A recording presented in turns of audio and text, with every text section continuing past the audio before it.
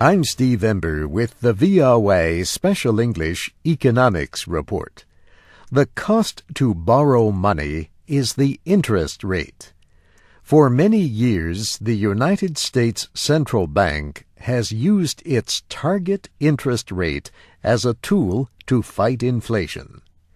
The idea behind this policy is that higher interest rates will mean less borrowing.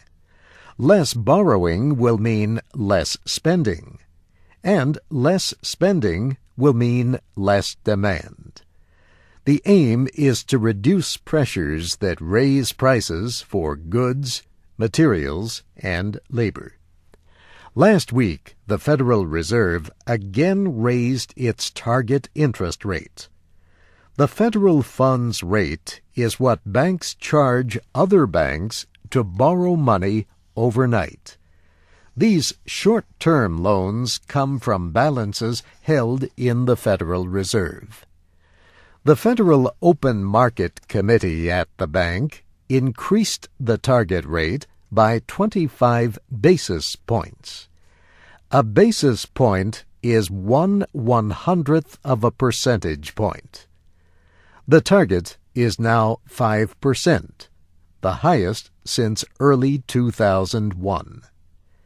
The committee is led by Ben Bernanke, the new chairman of the Board of Governors of the Federal Reserve.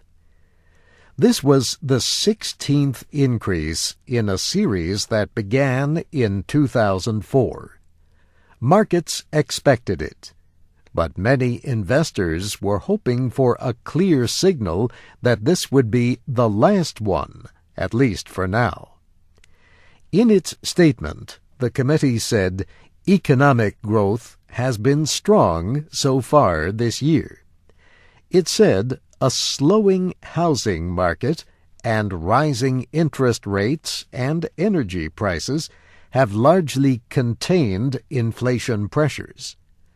But the committee also said that higher prices for energy and materials could add to those pressures in the future.